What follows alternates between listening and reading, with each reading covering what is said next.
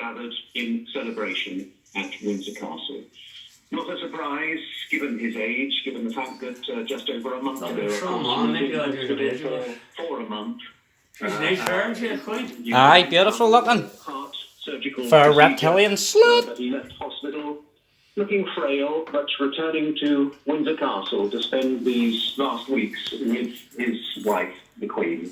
And this is a huge blow for her, as indeed it is for any spouse, losing a partner with whom they have been for more than 70 years, 73 years, a greater span of years than most of us have been alive.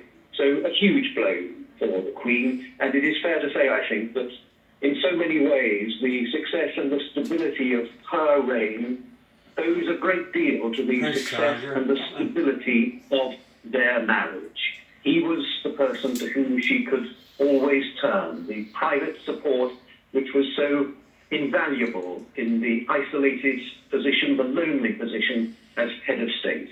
It's a huge loss for the royal family. For so long he was the dominant figure in the family's not the left eye. An important source of advice. Do you see it? His left eye was all black. Into the royal family as he did, for William and Mary in their military careers. Cheerio! All that he was noted and will be remembered for his abrasiveness.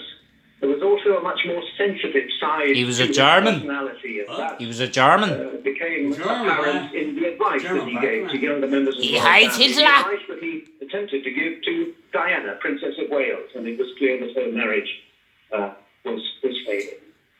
And there is a gap in our national life now. For so many years, he made a huge and significant contribution, not just to the success of the Queen's reign, but in his own right. He had to find a niche for himself in the nation's life, and he did that.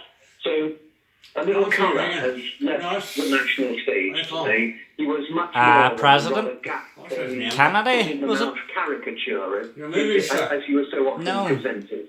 A man who made a contribution in his own right, but whose greatest contribution was in the support that he gave to his wife, the Queen.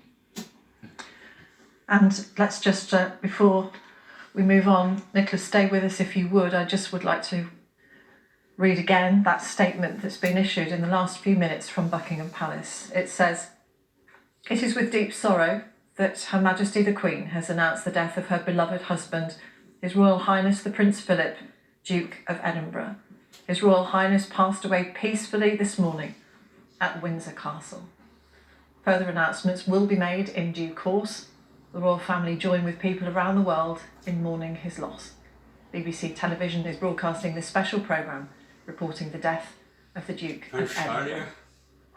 Nicholas Witchell, our royal correspondent, is here. And as you say, a very long-serving consort, the longest-serving that we've seen. But before he married the Queen, he had a very distinguished naval career, Nick. Yes, and there are those who feel that he could have risen to very senior rank within the Royal Navy. And of course, it was one of the frustrations that he faced in the 1950s that he had to give up that naval career. I mean, this is a man who was naturally a dominant personality, a commander, and yet he had to take the subservient role, if you like, in second place behind the Queen, and he did undoubtedly find that difficult back in the 1950s.